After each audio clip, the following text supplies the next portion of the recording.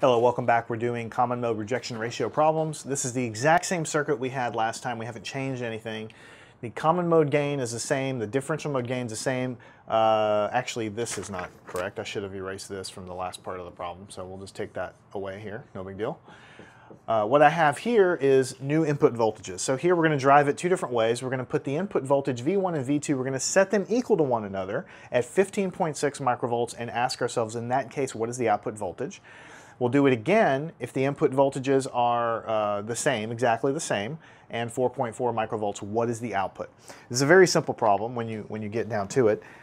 What we need to do, first of all, is we need to remember that the output equation for the output voltage is the common mode gain times the common mode component of the input signals plus the differential mode gain times the differential mode component of the input signals.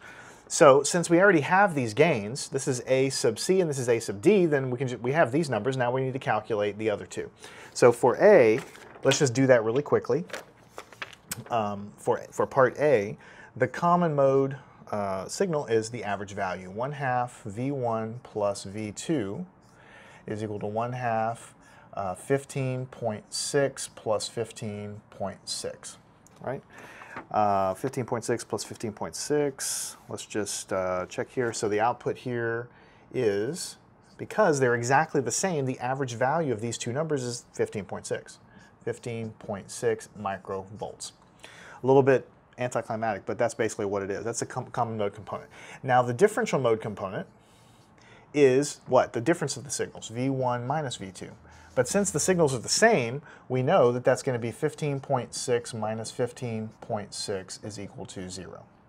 So in this case, and we're just kind of giving you practice more than anything else, the common mode component is some number, but there is no differential mode component, right?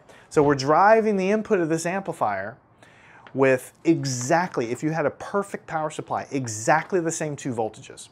Now in an ideal op amp, you should only be amplifying the difference, right?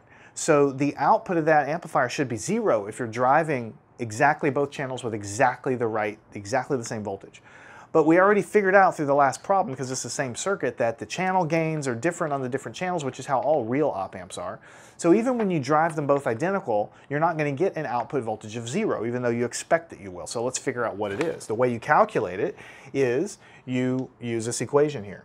So we know the gains, we know the components, we're going to plug in the values here. So the output is common mode gain, common mode component, differential mode gain, differential mode component.